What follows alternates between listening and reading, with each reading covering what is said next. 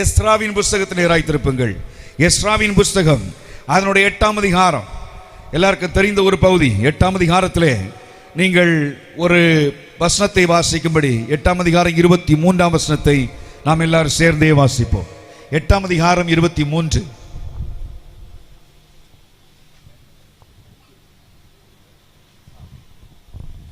எஸ்ராவின் புஸ்தகம் 8ஆம் அதிகாரத்திலே அவருடைய 23ஆம் வசனத்தை எல்லாரும் சேர்ந்து வாசிக்கலாம். கவனியுங்கள். அப்படியே நாங்கள் உபவாசம் பண்ணி எங்கள் தேவனிடத்தில் அதை தேடினோம், எங்கள் விண்ணப்பத்தை கேட்டருளினார். அல்லேலூயா. கவனிங்க 23ஆம் வாக்கியம்.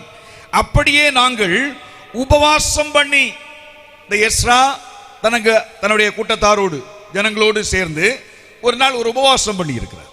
இதுதான் உங்களுக்கு முன்னுரையாக இந்த வரலாற்று பின்னணியை கொஞ்சம் சுருக்கமாக புரியும் அளவிற்கு எடுத்துரைத்து விட்டு அதன் பிறகு அதனுடைய உட்கருத்திற்குள் நான் போக விரும்புகிறேன்.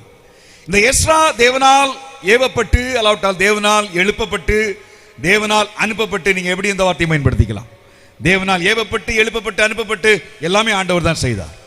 இந்த எஸ்ரா தேவனுடைய ஆலயத்தில் ஒரு பெரிய மாற்றத்தை, அதாவது உள்ளார்ந்த மாற்றத்தை கொண்டு வருவதற்காக அனுப்பப்படுகிறார். அதை உங்களுக்கு சுருங்க கூறின் அதனுடைய 7ஆம் அதிகாரம் பாருங்க. எஸ்ராவின் புஸ்தகத்தை என்னோடு திறந்து வைத்துக் கொள்ளுங்கள். சில வசனங்களை உங்களோடு தொடர்ந்து நான் வாசிக்க விரும்புகிறேன். எஸ்ராவின் புஸ்தகம் 7ஆம் அதிகாரத்திலே 27ஆம் வசனத்தினுடைய அந்த வசனத்தை நீங்க வாசிக்கும் போது பாருங்க. 27. எருசலேமில் உள்ள கர்த்தருடைய ஆலயத்தை அலங்கரிக்க, கவனிங்க, ஆலயம் கட்டப்பட்டாயிற்று. செருபாபேல், யோசுவா என்ற பிரதான ஆசாரியர்கள் மூலம் கட்டி முடிச்சு அது பிரமாண்டமாய் நிற்கிறது 2ஆம் ஆலயம். இப்போ ஆலயத்தை அலங்கரிக்க ஒரு யோசனையை ஆண்டவர் கவனிக்க வேண்டும். எஸ்ராவின் மூலம் நிறைவேற்ற ஆண்டவர் ஆசைப்படுகிறார். அதை எப்படி அந்த வசனம் பேசுகிறது பாருங்க. எருசலேமில் உள்ள கர்த்தருடைய ஆலயத்தை அலங்கரிக்க இப்படிப்பட்ட யோசனையை ராஜாவின் இருதயத்தில் அருளி, ராஜாவுக்கும் அவருடைய மந்திரிமார்களுக்கும் ராஜாவின் கைக்குள்ளான பலத்தை எல்லா மகா பிரபுகளுக்கும் முன்பாக எனக்கு, யாருக்கு? எனக்கு என்பது யாருக்கு? எஸ்ராவுக்கு. எனக்கு தயவு கிடைக்க பண்ணின எங்கள் பிதாக்களின் தேவனாகிய கர்த்தருக்கு ஸ்தோத்திரம். அப்போ எஸ்ராவுக்கு தேவன் பணித்திருக்கிற இந்த காரியம் என்பது எஸ்ராவின் உள்ளத்திலிருந்து ஏற்படுத்தப்பட்டதல்ல, பரலோகத்தின் பிதாவின் உள்ளத்திலிருந்து ஏற்படுத்தப்பட்டு, யார் யாரை ஆண்டவர் அவர் சந்திக்க வேண்டுமோ, யார் யார் மூலம் அது செய்து நிறைவேற்றப்பட ஆண்டவர் உதவியாயிருக்க வேண்டும், வைக்க வேண்டுமோ, கர்த்தரை ஏற்படுத்தினார். எஸ்ரா மிகப்பெரிய ஒரு வேத பண்டிதர். கவனிக்க, வேதத்தை நன்றாக தியானித்து படித்து, அதை நீங்க 7ஆம் அதிகாரத்தில் வரும்போது நீங்க வாசிக்கலாம் பாருங்க. 7ஆம் அதிகாரத்தில் நீங்க பார்க்கும்போது அவர் சொல்லுகிறார் பாருங்க. 7ஆம் அதிகாரத்தில் 6ஆம் வசனத்தை வாசிக்கும் போது, இந்த எஸ்ரா இஸ்ரவேலின் தேவனாகிய கர்த்தர் அருளிய மோசையின் நியாய பிரமாணத்திலே தேறின வேத பாரகனாயிருந்தான். 10ஆம் வசனத்தை வாசிக்கும் போது, கர்த்தருடைய வேதத்தை ஆராயவும் அதன்படி செய்யவும் இஸ்ரவேலிலே கட்டளைகளையும் நீதி நியாயங்களையும் உபதேசிக்கவும் எஸ்ரா தன் இருதயத்தை பக்குவப்படுத்தி இருந்தான்.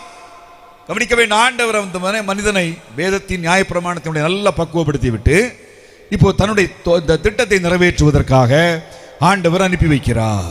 இந்த உபவாசத்தை நீங்க மீண்டும் இதுக்குள்ள வரதுக்கு முன்னதாக ஜெனரலாக நான் சில காரியங்களை செய்ய வேண்டும். உபவாசம் என்பது பழைய ஏற்பாட்டிற்கும் புதிய ஏற்பாட்டிலேயும் காணப்படுகிற மிக பரிச்சயமான ஒரு நிகழ்வு. இது புது நிகழ்வு எல்லாம் கிடையாது. பழைய ஏற்பாட்டிலேயும் நிரம்ப உபவாசம் உண்டு. அதை நீங்க சகரியாவின் புஸ்தகத்தில் பாருங்க. எப்பெல்லாம் அவங்க உபவாசித்தார்களா, வேதத்தில் நீங்க வாசிக்கும் போது சகரியாவின் புஸ்தகத்தில் ஆண்டவர் அதை மக்களுக்கு ஞாபகம் ஊட்டுகிறார் பாருங்க. சகரியாவின் புஸ்தகம் அதனுடைய 8ஆம் அதிகாரத்துக்கு வாங்க. 8ஆம் அதிகாரம் அதனுடைய 18ஆம் வசனத்தின் கீழாக நீங்க வாசிக்கிற போது, சேனைகளுடைய கர்த்தரின் வார்த்தை எனக்கு உண்டாகி, அவர் 19ஆம் வசனம், 4ஆம் மாதத்தின் உபவாசமும் 5ஆம் மாதத்தின் உபவாசமும் 7ஆம் மாதத்தின் உபவாசமும் 10ஆம் மாதத்தின் உபவாசமும். அப்பா, உபவாசத்திற்கு அப்போ பஞ்சமே இல்லை. யூதனுடைய அந்த வழிபாட்டு முறைகளில், ஆராதனை முறைகளிலே உபவாசம் என்பது ஒரு பகுதியாகவே காணப்பட்டது. அதை ஞாபகம் விட்டுகிறார் பாருங்க. 4ஆம் மாதத்தின் உபவாசம், 5ஆம் மாதத்தின் உபவாசம், 7ஆம் மாதத்தின் உபவாசம், 10ஆம் மாதத்தின் உபவாசம். உபவாசம் என்பது ஏதோ ஒரு புதிய நிகழ்வு இல்லை. பழைய ஏற்பாடாகிலும் புதிய ஏற்பாட்டில் உங்களுக்கு தெரியும், இயேசு கிறிஸ்துவை 40 நாள் அவர்கள் கடுமையான உபவாசம் பண்ணினார் என்பது உங்களுக்கு தெரியும். அவரே உரைத்தார், இந்த ஜாதி பிசாசு உபவாசத்தினாலன்றி ஜெபத்தினாலுமன்றி இது வேறு எவ்விதத்திலும் புறப்பட்டு போகாது அப்படின்னு ஆண்டவர் அழுத்தமாக பேசினார். உபவாசம் என்பது பழைய ஏற்பாட்டிலும் புதிய ஏற்பாட்டிலும் செய்யப்படுகிற ஒரு நிகழ்வு. ஆனால் ஒன்றை நீங்கள் கவனிக்க வேண்டும். பழைய ஏற்பாட்டில் மக்கள் நிறைய தடவை உபவாசம் பண்ணினாலும் சில இடங்கள் என்று கேள்வியும் கேட்டிருக்கிறார்.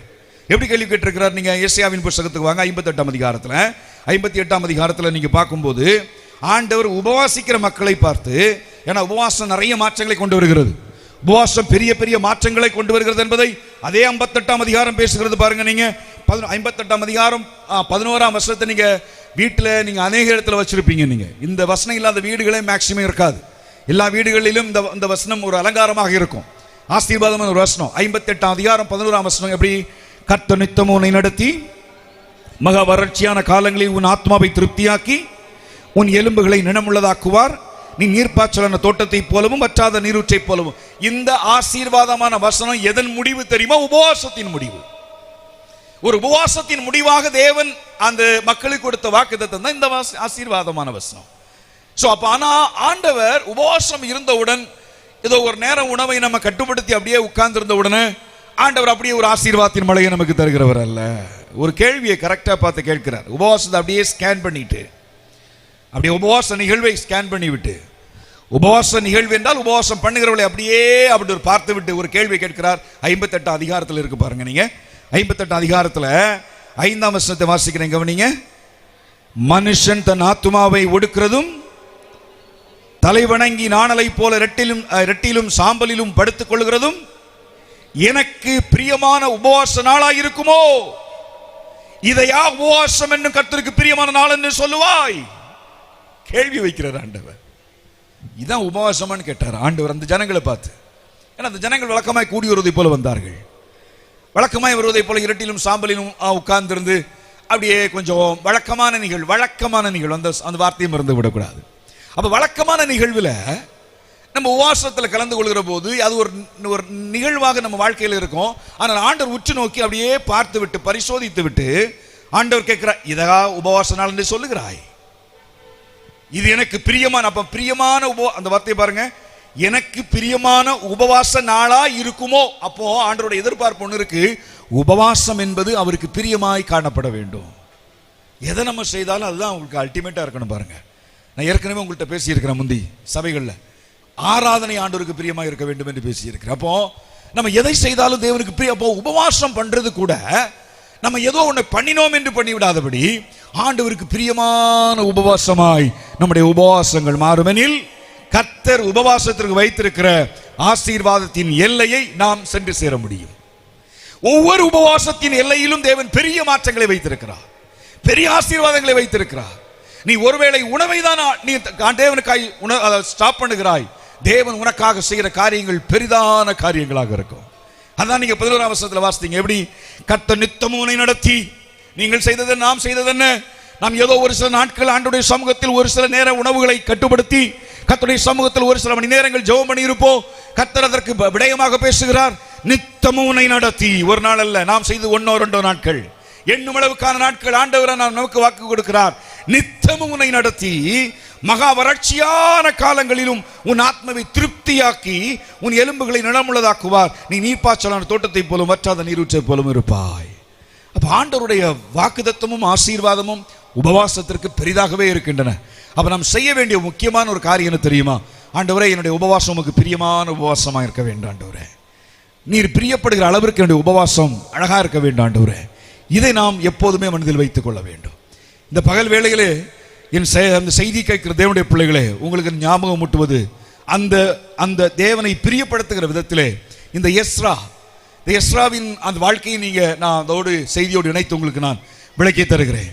எஸ்ரா தேவனால் எழுப்பப்பட்ட ஒரு தேவ மனிதன், வேதத்தை நன்றாக ஆராய்ந்து படித்த, முறையாக படித்த வேதப்பாரனாக காணப்பட்டான். இந்த தேவ மனிதன் ஒரு வாய்ப்பை ஆண்டவர் அருளுகிற போது, நீ போய் எருசலேமிலே போய் நீ என்ன செய்யணும், சில மாற்றங்களை கொண்டு வர வேண்டும் என்று அவனுக்கு ஒரு பணியை கொடுத்த போது ஆட்களையும் கொடுத்தார் ஆண்டவர். இந்த எஸ்ரா என்ன வேலை பார்த்தார் என்பதுதான், இந்த உபவாசத்தில் எப்படி ஜெபம் பண்ணினார் என்பதுதான் உங்களுக்கு நான் சொல்ல போகிறேன். வாங்க, எஸ்ராவின் புத்தகத்தில் இவர் உடனடியாக புறப்பட்டு போகல. அந்த செய்தியை நீங்க எப்படி எங்க புரிந்து கொள்ளலாம்னா, எஸ்ராவின் புத்தகத்துக்கு நீங்க வாங்க. எஸ்ராவின் புத்தகம் 7ஆம் அதிகாரத்தில் அதுல 7ஆம் வசனத்தை வாசிக்கிறேன் பாருங்க. அவனோடு கூட 7ஆம் அதிகாரம் 7ஆம் வசனம், எஸ்ராவின் புஸ்தகம் 7:7. அவனோடு கூட இஸ்ரவேல் புத்திரரிலும் ஆசாரியரிலும் லேவியரிலும் பாடகரிலும் வாசல் காவலாளரிலும் நிதனிமியரிலும் சிலர் அர்த்தசாஸ்டா ராஜாவின் 7ஆம் வருஷத்திலே எருசலேமுக்கு எந்த வருஷத்துல போயிருக்காங்க?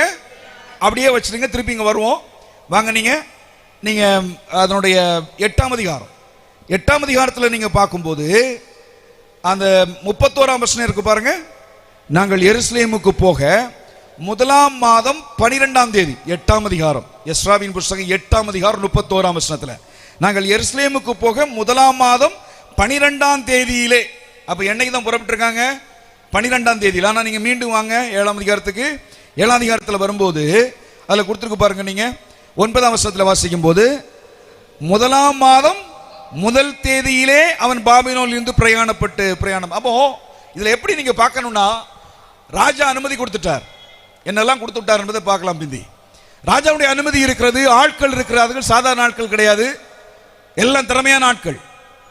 இவருக்கு அறிவு உண்டு, அனுபவம் உண்டு, எல்லா விதமான உதவியும் உண்டு. பாபிலோன்ல இருந்து 1ஆம் மாதம் கவனிக்க, 1ஆம் மாதம் 5ஆம் மாதம் கவனிக்கும். 5ஆம் மாதத்துல அந்த 9ஆம் வசனம் பேசுகிறது. 7ஆம் அதிகாரம் 9ஆம் வசனம். 5ஆம் மாதத்துல 1ஆம் மாதம் 1 தேதியிலே பாபிலோனில் இருந்து புறப்படுகிறாங்க. 1ஆம் மாதம் 1 தேதியிலே புறப்பட்டாங்க. போயிட்டே இருக்கிற போது எஸ்ராவுக்கு கொண்டு தோன்றுகிறது, எல்லா மக்களையும் பார்த்து நில்லுங்கள், நீங்கள் இருக்க வேண்டும், கொஞ்சம் உடனடியாக நாம் புறப்பட வேண்டாம். பாபிலோனில் இருந்து எருசலேமுக்கு இவர்கள் எவ்வளவு நாட்கள் போனாங்களா? 7ஆம் அதிகாரம் பேசுகிறது பாருங்க. 9ஆம் வசனத்தை மீண்டும் வாசிக்கும் போது 1ஆம் மாதம் 1 தேதியில் அவர்கள் பாபிலோனில் இருந்து பிரயாணமாய் புறப்பட்டு எப்போ போய் சேர்ந்திருக்காங்க? அப்பப்பா 1 மாதம் 1ஆம் தேதி 1ஆம் தேதி 1 மாதம் 1ஆம் தேதியில் புறப்பட்டு எப்போ போய் சேர்ந்திருக்காங்க? 5ஆம் மாதம் 1ஆம் தேதி. அப்ப எவ்வளவு நாட்கள் நடந்திருக்காங்க? 5 மாசமா 4 மாசமா? 4 மாசம் நடந்திருக்காங்க. அப்ப இந்த 4 மாச பிரயாணத்தை இந்த 7ஆம் அதிகாரம் எப்படி பேசுகிறது? 1 மாதம் 1 தேதியிலே ஆரம்பித்தார்கள் என்று. ஆனால் நீங்கள் 8ஆம் அதிகாரத்தினுடைய 31ஆம் வசனம் எப்படி பேசுகிறது? நாங்கள் எருசலேமுக்கு போக 1 மாதம் 12ஆம் தேதி, அங்க 1ஆம் தேதி கிளம்பிட்டோம் அப்படின்னு பேசுறாங்க. இங்க 12ஆம் தேதி தான் கிளம்புறாங்க. அப்ப இவ்வளவு நாட்கள் என்ன பண்ணாங்கன்னா, அந்த இடைப்பட்ட நாட்களில் தான் எஸ்ரா யோசித்து எல்லா மக்களையும் நிறுத்தி ஒரு வேலை பார்த்தாரு. அந்த வேலையை தான் நீங்க எங்க வாசித்தீங்க தெரியுமா? 8ஆம் அதிகாரம் 23ஆம் வசனத்துல, அப்படியே நாங்கள் உபவாசம் பண்ணி எங்கள் தேவனிடத்தில் அதை தேடினோம். இவருக்கு எதை தேட வேண்டிய அவசியம்? எல்லாமே கொடுக்கப்பட்டிருக்கிற கையில. இவரை எதற்காக ராஜா அனுப்புகிறாரோ அதற்குரிய அத்தனையும் கரத்திலே வழங்கப்பட்டிருக்கிறது. அவர் பொருளாக மட்டுமல்ல, பணமாக மட்டுமல்ல, இன்னொரு பெரிய காரியம் அதிகாரமிக்க கடிதமாகவும் இருக்கிறது. ஒரு ராஜாவின் கடிதம் கையில் இருந்தால் எவ்வளவு பெரிய சந்தோஷங்க. நம்ம ஆளுகிற நம்முடைய ஸ்டேட்னுடைய சீஃப் மினிஸ்டர் ஒரு லெட்டர் கொடுத்து விட்டுட்டாங்களா, சைன் போட்டு, நமக்கு மிகப்பெரிய ஒரு அதிகாரமிக்க ஒரு பேப்பராக கையில் இருக்கும் பாருங்க. அப்ப ராஜா, அன்றைக்கு ஆளுகிற ராஜாவினுடைய கடிதம் நகல் கையிலே இருக்கிறது. இவன் புறப்பட்டு அங்கிருந்து போய் எவ்வளவு சீக்கிரமாக எருசலேமிலே போக வேண்டுமோ போய் ஆலயத்தை அலங்கரிக்கிற வேலையை ஆரம்பிக்க வேண்டுமானால் எஸ்ரா அதற்கு உடனடியாக அவசரப்படவில்லை. புறப்பட்டு வந்தவர் அப்படியே நிற்கிறார். எங்க நிற்கிறார் தெரியுமா உங்களுக்கு? அகாவா நதி அண்டை. அந்த இடத்துல கவனிங்க. 8ஆம் அதிகாரத்தில் நீங்க வாசிக்கும் போது 15ஆம் வசனம், 8ஆம் அதிகாரம் 15ஆம் வசனத்துல, இவர்களை நான் அகாவுக்கு ஓடுகிற நதியண்டையிலே கூட்டிக் கொண்டு போனேன். கவனிங்க வேண்டும். இங்க எல்லா மக்களையும் தான் கூட வர்றதுக்கு கிட்டத்தட்ட 2000க்கு மேற்பட்ட மக்கள் கூட வந்திருந்தாங்கன்னு ஒரு குறிப்பு பேசுகிறது. அப்ப இவ்வளவு மக்களை இந்த எஸ்ரா அழைத்து கொண்டு வேகமாக எருசலேமுக்கு போக அப்படி முனையாதபடி இது ஒரு செய்தி நமக்கு தருகிறது. எப்படின்னா, நம்ம அநேக நேரத்தில் உபவாசம் என்பது எப்படி நினைப்போம் தெரியுமாங்க? நமக்கு வாழ்க்கையில் ஒண்ணுமே இல்லாத போது கர்த்தருடைய சமூகத்தில் வந்து உபவாசம் பண்ணி, அப்பனே எனக்கு தாங்கப்பா, எனக்கு வேணும்பா, தருவார், தரமா போக மாட்டார். ஆனா எல்லாம் கிடைக்கும் போது அந்த உபவாசம் மறந்து போகிறது. அப்படியே ஒரு உபவாசம் எல்லாம் இருந்து நம்ம பண்ணா கூட ஒரு ஃபார்மாலிட்டிக்கு, ஆண்டவரே உமக்கு ஸ்தோத்திரம், தந்தையரே உமக்கு நன்றி அப்படின்னு ஒரு நன்றி செலுத்தும் ஒரு நிகழ்வாக நிகழ்த்தி முடிக்கிறோம். அப்படி அல்ல. இந்த யோசுவாவுக்கு, இந்த எஸ்ராவுக்கு எல்லாமே கிடைக்கப்பட்டு அந்த அதிகாரத்தை நீங்க வீட்டில் போய் டைம் கிடைக்கும் போது 7ஆம் அதிகாரத்தை எடுத்து வாசித்து பாருங்க. நீங்க 7ஆம் அதிகாரத்தில் 13ஆம் வசனத்தில் 14ஆம் வசனம் 15ஆம் வசனம் 16ஆம் வசனம் 17 கீழே நீங்க அப்படியே 22 வரை நீங்க வாசிக்கும் போது அவருக்கு வேண்டிய சகல காரியமும் பொருளாகவும் பணமாகவும் அதனுடைய அனுமதியாகவும் அங்கு வழங்கப்பட்டிருக்கிறது ராஜாவினால. இவ்வளவு காரியத்தை கரத்தில் வாங்கி வைத்து விட்டு எதற்காக ஜெபம்? ஒருவேளை பணம் இல்லைன்னா பணத்துக்கு ஜெபம் பண்ணலாம் எஸ்ராவே. ஒருவேளை ஆட்கள் இல்லாவிட்டால் ஆட்களுக்காக ஜெபம் பண்ணலாம். ஆண்டவரே எனக்கு அனுமதி வேண்டுமான அனுமதிக்காக ஜெபம் பண்ணலாம். இவ்வளவு ஒருங்கமைந்து உன் கையில இருக்கிற போது எதற்காக நீ விண்ணப்பம் பண்ணுகிறாய்? அவர் சொல்ல காரியங்களை வாங்க, அதான் நம்முடைய வாழ்க்கையினுடைய விண்ணப்பமாக வேண்டும். 8ஆம் அதிகாரம் 21ஆம் வசனத்துல நீங்க எல்லாருமே கடைசி வரியை வாசிக்கும் போது 21ஆம் வசனத்தினுடைய கடைசி வரியை வாசிக்கிற போது, நான் அங்கே அகாபா நதியண்டையிலே உபவாசத்தை கூறினேன்.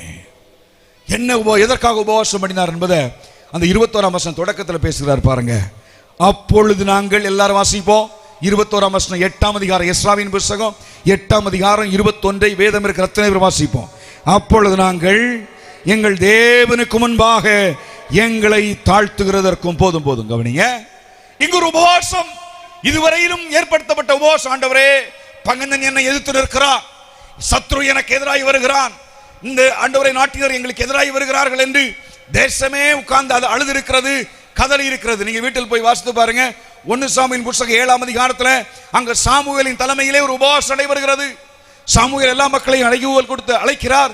நீங்கள் பெலிஸ்தியருடைய பயத்திலிருந்து நீங்களாக்கப்படுவதற்கு மிஸ்பாவிலே வந்து கூடுங்கள், உபவாசம் பண்ணுங்கள் என்று கேட்கிறார். ஆனால் இங்கு இவருக்கு எல்லாமே சாதகமாக இருக்கிறது. கண்ணுக்கு தெரிந்த அளவில் எதிராளிகள் இல்லை. கையில் பார்த்த அளவிற்கு நிறைவான சுமக்க முடியாத அளவுக்கு எல்லா பொருட்களும் சுட்டுமுட்டும் பார்க்கும்போது உதவி செய்வதற்கு அர்ப்பணிக்கப்பட்ட எப்படிப்பட்ட மக்கள் தெரியுமா? சாதாரண மக்கள் கிடையாது. அப்பா போனுமே, அந்த வேற சாமி வேற வழி இல்லப்பா, போய் சேரணுமேன்னு போன மக்கள் எல்லாம். நீங்க அப்படி வாங்க 8ஆம் அதிகாரத்துக்கு வாங்க, 7ஆம் அதிகாரத்துக்கு வாங்க. 13ஆம் வசனத்தில் நீங்க வாசிக்கிற போது ராஜா ஒரு லெட்டர் அவர் அறிவிப்பு கொடுக்கிறார் பாருங்க. தேசத்துல யாரெல்லாம் போகலான்னு சொல்றாரு பாருங்க. நம்முடைய ராஜ்யத்தில் இருக்கிற இஸ்ரவேல் ஜனத்தில் 7ஆம் அதிகாரம் 13ஆம் வசனம் சத்தமாய் வாசிப்போம்.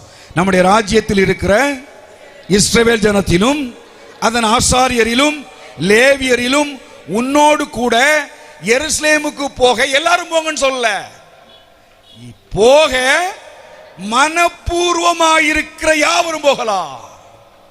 அப்ப கூட இருக்கிறது யார்? இப்படிப்பட்ட மக்கள் தெரியுமா உங்களுக்கு? மனப்பூர்வமா நான் வரேன் இந்த காரியத்துக்காக. தடை இருக்கு, 4 மாசம் நடக்கணும், ட்ரெயின் இல்ல, பிளைட் இல்ல, பஸ் கிடையாது, ஏதோ வாகனத்தில் நீங்க பிரயாணம் பண்ண முடியாது, ஆனா நடந்தே போக வேண்டும். பாபிலோன் துவக்கி எருசலேம் மட்டும் கால்நடையாய் நடக்க வேண்டும். எவ்வளவோ கடினம். நான் வருகிறேன்.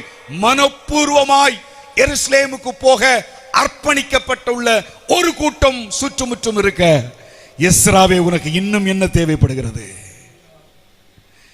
நல்ல குடும்பம், பிள்ளைகள் எல்லாம் இருக்காங்க, கர்த்தர் கொடுத்த வேலை உண்டு, நல்ல வாழ்க்கை, நான் உண்டு என் குடும்பம் உண்டு வாழ்ந்துகிட்டு இருக்கோம் அப்படின்னு நினைப்போம். அப்படித்தானே? இதோடு அல்ல, இதுக்காக மட்டும் அல்ல நம்முடைய ஆராதனை உபவாசங்கள். தேவனுடைய பிள்ளைகளே, இன்னொன்று நமது வாழ்க்கைக்கு தேவைப்படுகிறது. நமது வாழ்க்கைக்கு அத்தியாவசியமான ஒரு காரியத்தை எஸ்ரா வேத பண்டிதனாயிருந்தபடினால் வேதத்தை ஆராய அதனால்தான் வேதத்தை வாசிக்க வேண்டும், வேதத்தை கற்க வேண்டும் என்று சொல்வது. வேதத்தில் நீங்கள் உங்கள் நேரத்தை செலவிட உன் வாழ்க்கைக்கு எது குறை, உன் வாழ்க்கைக்கு எது அத்தியாவசியம், முதன்மைப்படுத்தப்பட வேண்டிய காரியம் எது என்பதை ஆவியானவர் வார்த்தையின் மூலம் ஞாபகப்படுத்துவார். இந்த எஸ்ராதை கண்டுகொண்டு ஜனங்களை பார்த்து கேட்கிறான், நமக்கு எல்லாம் இருக்கிறது, ஆனால் இன்னொன்றை கர்த்தருடைய சமூகத்தில் கேட்க வேண்டும். அது என்ன காரியமா? வாசிங்க 21ஆம் வசனம் ஒரு முறை கூட. 21:8-21 வாசிக்கும் போது, அப்பொழுது நாங்கள் எங்கள் தேவனுக்கு முன்பாக எங்களை தாழ்த்துகிறதற்கும். அல்லேலூயா சத்தம், அல்லேலூயா சத்தமா ஒருவரை கூட அல்லேலூயா. இதற்கு எங்க உபவாசம்? இப்படி ஒரு உபவாசம் எங்கேயாவது பண்ணிருக்கீங்களா? இல்லை யாராவது நம்ம பண்ணும்போது தனியாக ஒரு வீட்டில் நீங்கள் உட்கார்ந்து ஜெபம் பண்ணும்போது, எப்பா எனக்கு பிரச்சனைகள் பெருசாக இருக்கு, கடன் பிரச்சனை பெருசாக இருக்கு, இல்லாவிட்டாலும் எனக்கு பிள்ளைகளுக்கு ஒரு காரியம் வாழ்க்கை அமைய வேண்டும், நம்ம உபவாசம் பண்ணி ஜெபம் பண்ணுவோம், வியாதி நீங்க வேண்டும். ஆனால் என்னைக்காவது ஒரு குடும்பம் கர்த்தருக்கு முன்பாக எங்களை தாழ்த்துகிறதற்கு இன்னைக்கு ஒரு உபவாசம் போட்டிருக்கிறோம். எல்லாம் இருக்குங்க, ஆனால் ஆண்டவருக்கு முன்பாக என்னை தாழ்த்துகிறதற்கு. தாழ்மை என்பது கவனிக்க வேண்டும். இது ஒரு ஆப்ஷனல் திங்ஸ் அல்ல. இது விருப்பம் இருந்தால் நீங்கள் வாங்கிடுங்க வச்சிடுங்க அப்படின்னு இல்லை. கிறிஸ்தவத்தில் அல்ல, தேவனுடைய பிள்ளைகளாய் வாழ்கிற அத்தனை பேருக்கும் இது தவிர்க்க முடியாத, தவிர்க்கப்படாத, இன்றி அமையாத ஒரு குணாதிசயமாக மாற வேண்டும். இதை உணர்ந்தான் எஸ்ரா. எங்கிருந்து கற்றுக்கொண்டான்? வேதம் அவனுக்கு கற்றுக் கொடுத்தது. வேதத்தை தெளிவாய் அறிந்தவன், நியாயப்பிரமாணத்தை அறிந்தவன். அவன் ஒரு காட்சியை பார்க்கிறான். தாழ்மை என்பது ஏதோ சபை எனக்கு கொடுத்த ஒரு கட்டளை அல்ல, சமூக தலைவர்கள் எனக்கு கொடுத்த ஒரு கட்டளை அல்ல, எனக்கு மேலானவர்கள் கீழாக இருக்கிற என்னை பார்த்து சொல்லுகிற ஒரு கட்டளை அல்ல.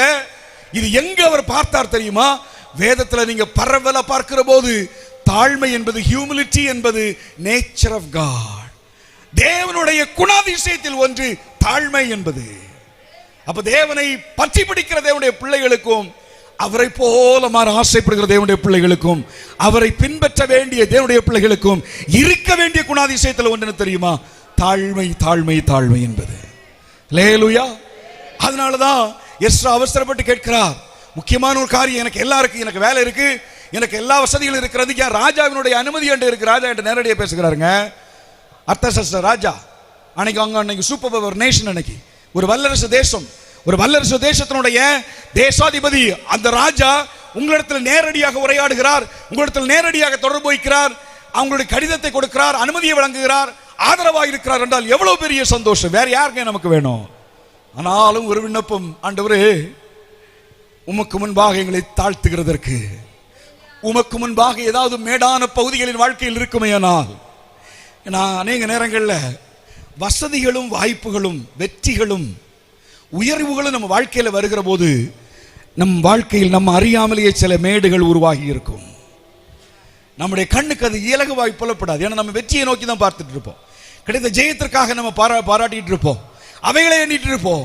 ஆனா போகிற பாதையிலே கவனிக்க வேண்டும், கிடைத்த வெற்றிகளோ வாய்ப்புகளோ தேவன் நமக்கு அருளிய நற்கிரியைகளோ இவைகளை நாம் பார்த்து கொண்டிருக்கும் போது இடையிலே முளைத்து வளர்ந்திருக்கிற அந்த முட்டுக்கட்டையாக மாறுவதற்கு வளர்ந்திருக்கின்ற மேடான காரியங்களை அடையாளம் கண்டு கொண்டு திருச்சபை அல்லாவிட்டால் தேவனுடைய பிள்ளைகள் வாழ கற்றுக்கொள்ள வேண்டும்.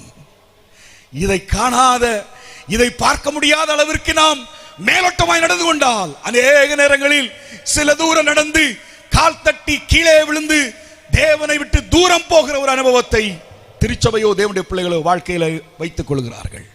ஆகவேதான் ஒவ்வொரு நேரமும் கேட்க வேண்டியது, ஆண்டவரே உமக்கு முன்பாக என்னை தாழ்த்துகிறேன் அப்பா, உமக்கு முன்பாக என்னை தாழ்மைப்படுவதற்கு என்னை அர்ப்பணம் செய்கிறேன் ஆண்டவரே, உமக்கு முன்பாக தாழ்த்துவதற்கு தடையாக என் வாழ்க்கையில் எது இருந்தாலும் எடுத்து மாற்றம் என்று ஒரு விண்ணப்பத்தை இந்த எஸ்ராவோடு இணைந்து தேவனுடைய பிள்ளைகள் நாம் கேட்க வேண்டிய அவசியத்தில் இருக்கிறோம். வேதாகமத்தில் நீங்க பார்க்கிற போது நான் உங்கள்கிட்ட சொன்ன இது கடவுளுடைய நேச்சர், ஆண்டோடைய நேச்சருங்க. இது தாழ்மை என்பது ஆண்டோடைய நேச்சர். நமக்கு தெரியும், நம்ம கிறிஸ்தவத்தில் தெளிவாக விசுவாசிக்கிறோம், பிதா குமாரன் பரிசுத்த ஆவியானவர், இதில் எந்த மாற்றம் இல்லை. எப்படி தானே? இப்போ God the Father, God the Son, God the Spirit, பிதாவாகிய தேவன், குமாரனாகிய தேவன், ஆவியானவராகிய தேவன்.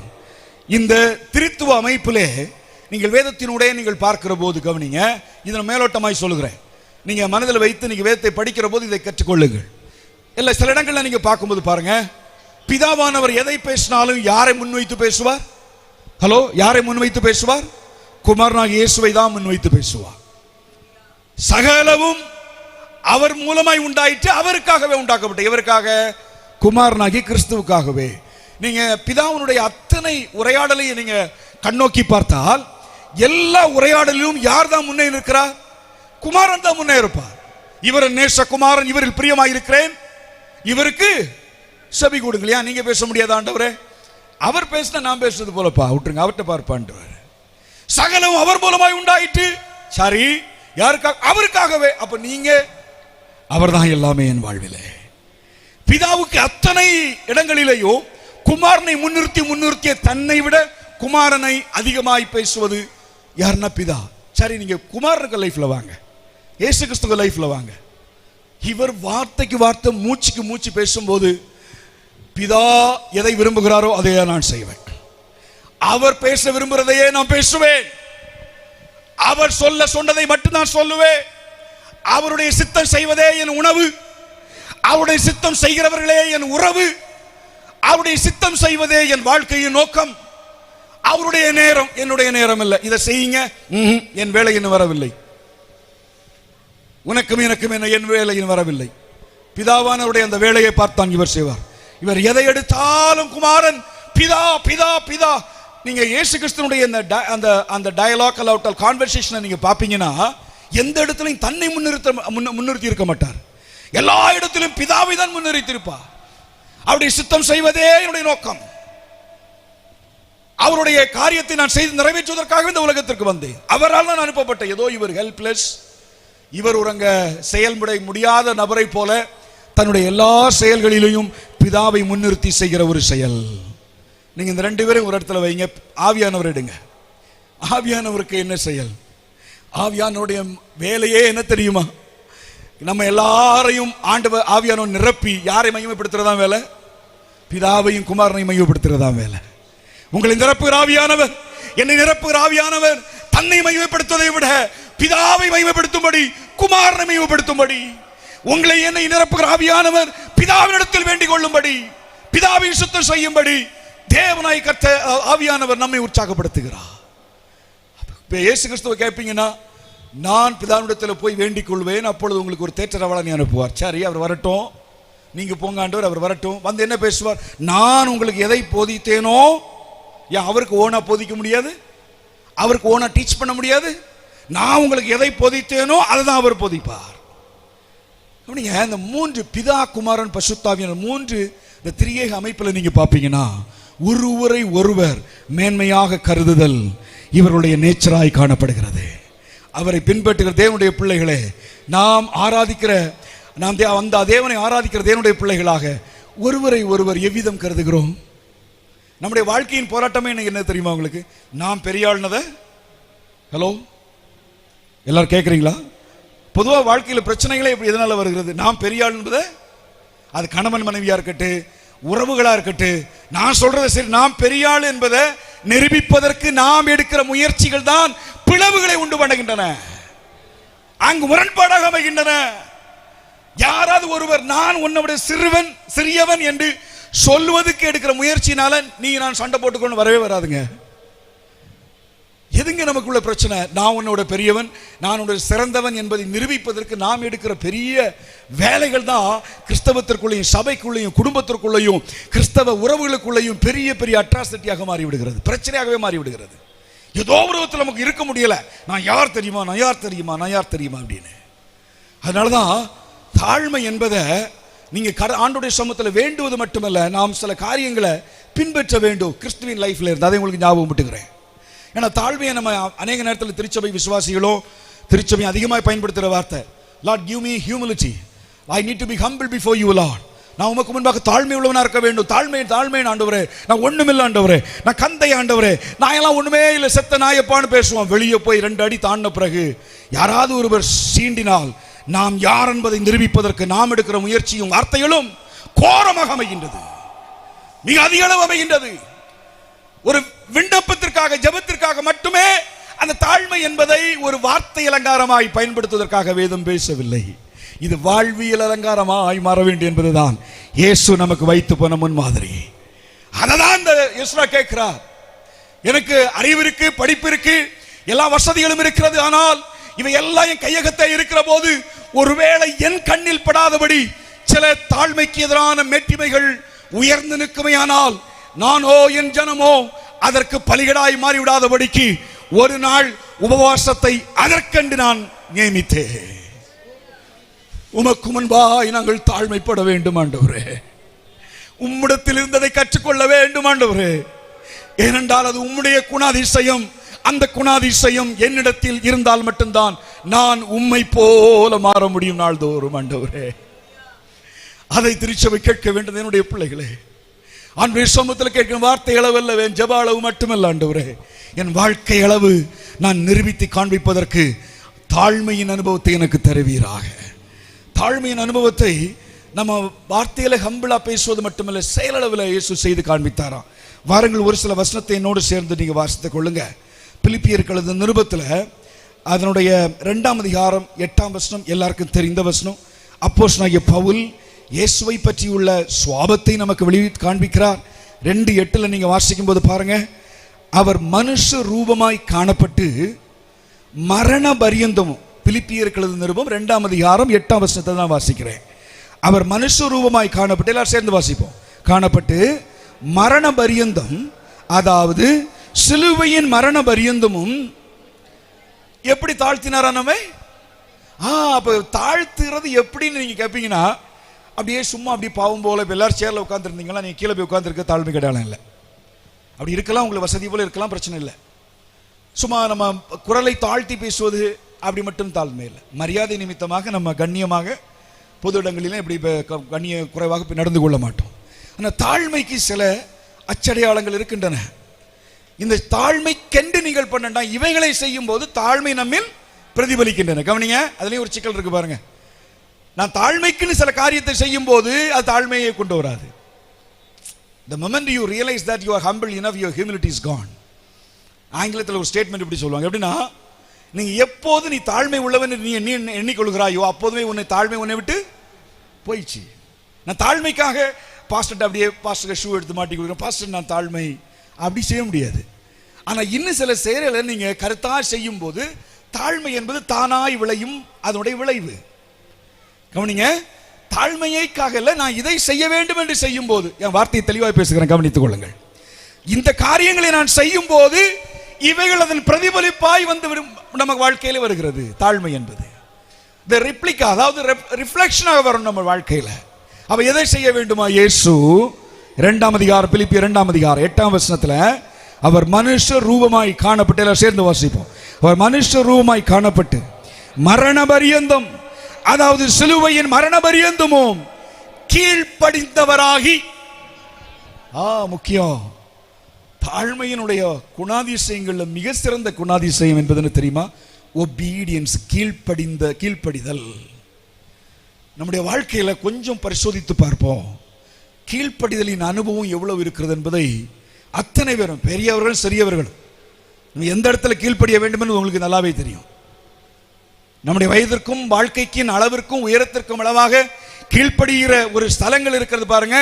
இங்கு ஆண்டவர் பிதாவின் சித்தம் நிறைவேறுவதற்கு எதற்காக இந்த உலகத்தில் நிறைய ஆப்ஷன் இயேசுவுக்கு இருந்துச்சுங்க. ஒரு மட்டும் அவர் ஓகேன்னு பண்ணியிருப்பார்னா என்னைக்கும் அவர் ரோம் அதிபதிகளை தூக்கி வீசிவிட்டு ஆட்சியாளராக பதவியேற்றிருப்பார்.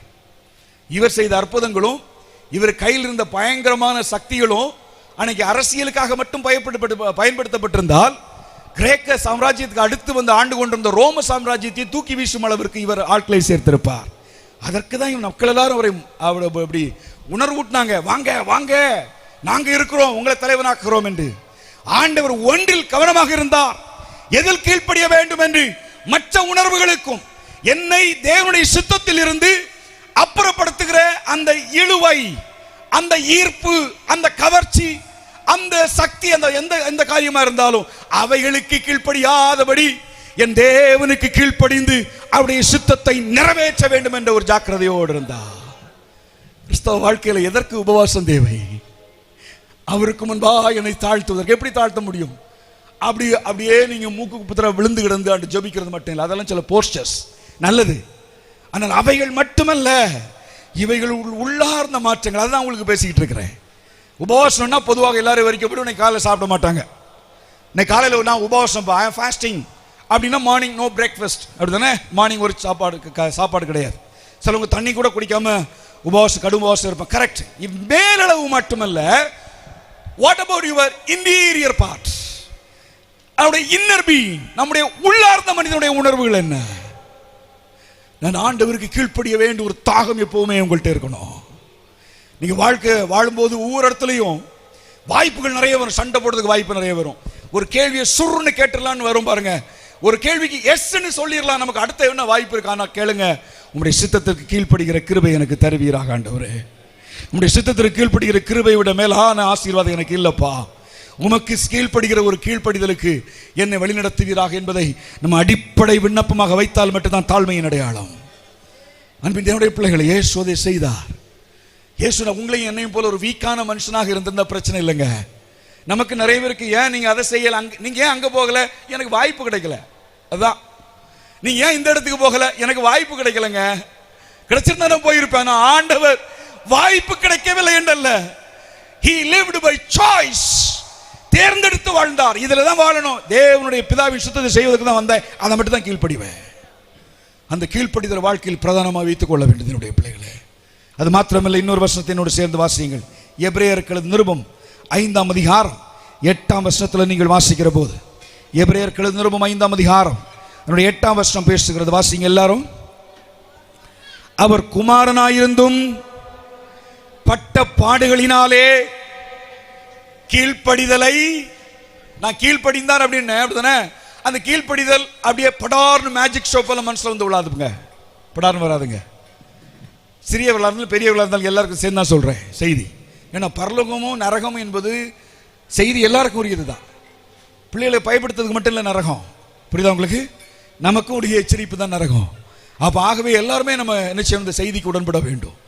கவனிங்க, கீழ்ப்படிதல் எப்படி அவர் என்ன பண்ணாரா? 8ஆம் வசனத்தை வாசிக்கும். அவர் குமாரனாயிருந்தும் பட்ட பாடுகளினாலே கீழ்ப்படிதலை, அடுத்த வார்த்தையை சொல்லுங்க, கற்றுக்கொண்டு he learned, அவர் கற்றார். ஒரு தாழ்மையில ஒரு ஸ்பேஸ் இருக்கு பாருங்க. நான் ஃபர்ஸ்ட் சொன்னேன், கீழ்ப்படிதல் என்பது தாழ்மையினுடைய சுபாவம். உங்களை நீங்களே செக் பண்ணுங்க, எங்கேயும் கை தூக்க வேண்டிய அவசியம் இல்லை. நான் தாழ்மை உள்ளவனா உள்ளவளா என்பது சவுண்ட்ல இல்லை, நம்முடைய போட்டிருக்க ஆடையில இல்லை, அதை தாண்டி நம்முடைய உணர்வு இல்லை. இரண்டாவது உணர்வு, கற்றுக்கொள்ளும் வாஞ்சை நமது ஆண்டவர்கிட்ட நாம் பெற்றுக்கொள்ள வேண்டும். ஒவ்வொரு நாளும் இந்த கற்றுக்கொள்கிற வாஞ்சை தான் இந்த வேதத்தோடு நேரத்தை செலவிட வைக்கிறது.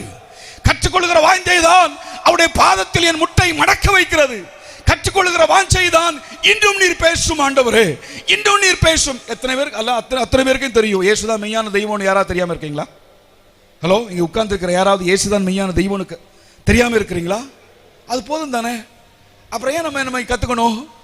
இல்லைங்க, தாழ்மையின் அனுபவம் என்பது இன்னும் ஆண்டவரை கற்றுக்கொள்ள வேண்டும், இன்னும் உம்மை அறிய வேண்டுமே, இன்னும் உம்மை அறிய வேண்டுமே என்று உங்களை ஓட தூண்டுகிறது அல்லவா? அது தாழ்மையின் அனுபவம். அது எனக்கு வேண்டும். எஸ்ரா கேட்கிறார், நான் கற்றது போதாதுப்பா, உம்மை இன்னும் அறிந்து கொள்ளபடியான கிருபைகளை எனக்கு தருவீராக ஆண்டவரே. அப்போஸ்தலனாகிய பவுலை குறித்து பிலிப்பியரில் எழுதப்பட்டிருக்கிறது பாருங்க. 3ஆம் அதிகாரத்தில் நீங்க பிலிப்பியர் நிருபத்தில் வருகிற போது அவர் எல்லாவற்றையும் தூக்கி வீசினாராம். எதுக்காக வீசினாராம் பாருங்க. அந்த 8ஆம் வசனத்தை நீங்க வாசிக்கும் போது, 7, 8 வாசிங்க. 7ஆம் வசனத்தை வாசிக்கும் போது, ஆகிலும் எனக்கு லாபமாய் இருந்தவைகளோ அவைகளை கிறிஸ்துவுக்காக நஷ்டம் என்று எண்ணினேன். ஏன் தெரியுமா உங்களுக்கு 8ஆம் வசனம்? அது மாத்திரமல்ல, என் கர்த்தராகிய கிறிஸ்து இயேசுவை அறிகிற அறிவின் மேன்மைக்காக. ஏன் அறிய வேண்டும்? என் உள்ளத்தில் இருக்கிற ஒரு இன்னர் ப்ராம்ப்டிங், ஒரு உள்ளத்தில் ஒரு தூண்டுதல். எனக்கு அதேனுடைய பிள்ளைகளுக்கு அந்த தூண்டுதல் இருக்கா? ஆண்டவர் அறியணும், ஆண்டவர் தேடணும், ஆண்டவரை இன்னும் நான் அறிந்து கொள்ளணும் அப்படின்னு ஒரு தூண்டுதல் உங்க மனசுல ஃபங்க்ஷன் ஆகிட்டு இருந்துச்சுன்னா தாழ்மை ஒர்க் அவுட் ஆகிருக்குன்னு அர்த்தம். ஆண்டவர் அறியணும்னு ஒரு வாஞ்சை, வேற வழியே இல்லைன்னு கொட்டாய் போட்டுன்னு பைபிளை எடுத்து வாசிக்கிறது, இல்லை ஷார்ட்கட்டில் ஒரு வாக்குத்தத்த வசனத்தை வாசிக்கிறது, இல்லை மொபைலில் இன்னைக்கு வந்திருக்கு யாராவது ஒரு ஆள் அனுப்பி விடுற ஒரு மெசேஜ், ஒரு வசனத்தை மட்டும் வாசித்துட்டு அன்னைக்கு ஓட்டுறது, கலண்டரில் ஒரு வசனத்தை பார்த்துட்டு அப்படியே தொட்டு ஜோம் பண்ணிட்டு எஸ்கேப் ஆகிறது. இதெல்லாம் நீங்கள் பண்ணுங்க. இதெல்லாம் நீங்கள் எல்லா விதத்துலையும் உங்கள் வசனத்தோடு நீங்கள் ஆனால் அதை விட மேலாக வேதத்தை எடுத்து அதனோடு நீங்கள் உட்கார்ந்திருந்து, ஏன் நான் வாசிக்கிறேன்? அவரை தேடி கண்டுபிடிப்பதற்கு, அவரை காணும் அளவிற்கு கவனிக்க வேண்டும். வேதம் பேசுகிறது, இயேசுவானவர் அந்த தேவாலயத்தில் சென்று அந்த வேத புத்தகத்தை எடுத்து வாசித்தார். அதில் தன்னை பற்றி எழுதியிருக்கிறதை இயேசு கண்டார், வேதத்தை மூடினார்னு போட்டிருக்காங்க. எதுவரை வாசிக்கணுமா வேதம்? எதுவரை வாசிக்க வேண்டுமா? உங்களை பற்றி அங்க ஆண்டவர் படம் எடுத்து சொல்லுவார், இதுதான் நீ மகளே என்று. இல்ல, ஆண்டவர் தன்னை பற்றி உனக்கு வெளிப்படுத்துவார். அந்த நேரம் வரையிலும் ஆண்டவரே உங்களுடைய வார்த்தையை வாசிக்கும் ஒரு வாஞ்சை உள்ளத்துல வேணுங்க. கிறிஸ்தவ வாழ்க்கையை மேலோட்டமாய் சடங்காச்சாரமாய் செய்து போகிற நிகழ்வு அல்ல. ஆண்டவரோடு இணைந்து வாழ்வதற்காக தான் உபவாசம் தேவை. அவர் சொல்கிறார், எனக்கு ஒரு உபவாசம், தன்னை ஆண்டவருக்கு முன்பாய் தாழ்த்துவதற்கு ஒரு உபவாசம் தேவை. தாழ்த்துதல் என்பது என்ன என்பதை உங்களுக்கு விளக்கி கொடுத்துட்டே இருக்கிறேன். கேவடைய சித்தத்திற்கு தன்னை கீழ்ப்படி எப்போதுமே நீங்க சித்தமுள்ளவளா இருக்கணும், ரெடியா இருக்கணும். ரெண்டாவது, அவரை பற்றி அறிகிற அறிவின் வேகம் உள்ளத்துல இருந்து வரணும். வேற வழியே இல்லைன்னு நீங்க உங்களை மாற்றுறது இல்லை. சில பிள்ளைகள் ஸ்கூலுக்கு போவாங்க, வேற வழியே இல்லைப்பா, போய் தான் ஆகணும். யார் தான் இந்த ஸ்கூலை கண்டுபிடிச்சாங்களோ இன்னொன்று, அப்படிதானே? எக்ஸாம் எழுதாம இருந்தால் அடுத்து மேலே போக முடியாதுன்னு கடமைக்காக அப்படியே வேலைக்கு போகிறது போலையோ படிக்க போகிறதோ அப்படி இல்லை. என் ஆண்டவரை தேட வேண்டும் என்பது வாயளவில் என் உள்ளத்தின் அளவில் இருந்து ஒரு தூண்டுதலாக இருக்க வேண்டும். அன்னைக்கு ஆண்டவரை பற்றி அறியாவிட்டால் உங்களுக்கு ஒரு நிம்மதி இல்லாமல் இருக்கணும். பாருங்க, யோ ஆண்டவரை பற்றி அறியாமல் இருக்கிற இன்னும் அறியணுமே, ஆண்டவரை பற்றி இன்னும் அறியணுமே. அவர் அறிந்து முடியாத அளவுக்கு எல்லையற்றவர். எவ்வளவு அறிந்து கொள்ளவேலாம் கவனிங்களா, ஆராய்ந்து முடியாத அளவிற்கு அவர் பெரிய தேவனாக இருக்கிறார் அல்லவா, கிரகிக்க முடியாத காரியங்களை செய்கிற தேவன் அல்லவா. அவர்கள் ஒரு நாளும் கவனிக்க வேண்டும், உங்கள் தாகம் குறையக்கூடாது என்பதை மறந்துவிட வேண்டாம். அதுதான் தாழ்மையின் அடையாளத்தில் ஒன்று. தேவனுடைய பிள்ளைகளே, அது மாத்திரமல்ல, கவனிங்க, அந்த எஸ்ராய் வேற எதுக்காக வேண்டினாரா? நான் ரொம்ப இன்னும் அழுத்தமாக ஆழமாக செல்ல விரும்பவில்லை, நேரமாகிறபடினா கவனிக்க வேண்டும். அந்த 8ஆம் அதிகாரத்தில் வாசிக்கும் போது 21ஆம் வசனத்தை வாசிங்க. அப்பொழுது நாங்கள் எங்கள் தேவனுக்கு முன்பாக எங்களை தாழ்த்துகிறதற்கும். அடுத்த லைன் எல்லாம் சேர்ந்து வாசிப்போமே. வேதம் இருக்கிற அத்தனை பேரும் சேர்ந்து வாசிப்பீர்களாக. முடியாது, 21ஆம் வசனத்தை எல்லாம் சேர்ந்தே வாசிப்போம். அப்பொழுது, எல்லா குரலும் சேரும் வரையிலும் அப்பொழுது, சத்தம் போதாது, அப்பொழுது நாங்கள் எங்கள் தேவனுக்கு முன்பாக எங்களை தாழ்த்துகிறதற்கும். அடுத்து கவனிங்க, எங்களுக்காகவும் எங்கள் பிள்ளைகளுக்காகவும் எங்கள் சகல பொருள்களுக்காகவும். போதும் போதும், என்ன வழி வேணுமா? ஏதாவது ஒரு வழி காட்டுவாண்டு என் பிள்ளைக்கு ஆண்டவரே, அப்படி கேட்கவே கேட்காதுங்க. உங்களை ரட்சித்த தேவன் உங்களோடு அந்த ரட்சிப்பை நிறுத்திவிட விரும்பவில்லை. அந்த ரட்சிப்பின் ஆசீர்வாதத்தை, நீ ஆண்டவருக்காக எழுந்து நின்றதையும் ஓடினதையும் ஒரு நாளும் தேவன் மறந்து போகவே மாட்டார். ஒருவேளை உங்க பிள்ளைகள் இந்த நாட்களில் கீழ்ப்படியாமல் இருக்கிறார்களோ, மற்றவர்களோடு ஒப்பிட்டு பார்க்கும்போது அது ஆண்டவரே அந்த அளவுக்கு இல்லை என்று எண்ணுகிறாயோ, நீ கவலைப்பட வேண்டிய அவசியம் இல்லை. உன்னுடைய பலத்தினால் அவர்களை மாற்ற முடியாவிட்டால் உன்னை ரட்சித்த தேவனுடைய பலத்தினால் மாற்ற இயலும். அல்லேலூயா. இன்னும் நீங்க பிள்ளைகளுக்காக ஜெபம் பண்ணுங்கள். அவசியமான ஒன்று, தேவன் கொடுக்கிற ரட்சிப்போ தேவன் கொடுக்கிற ஆசீர்வாதமோ நம்முடைய வாழ்வோடு முடிந்து போவதற்கு அல்ல, தேவன் அடுத்த தலைமுறைக்கு கொண்டு போக வேண்டும் என்று கர்த்தர் விரும்புகிறார். இது நம்முடைய செயல் அல்ல, கர்த்தருடைய செயல். எஸ்ரா அதை புரிந்து கொண்டுதான். எஸ்ராவுக்கு என்னங்க வேணும்?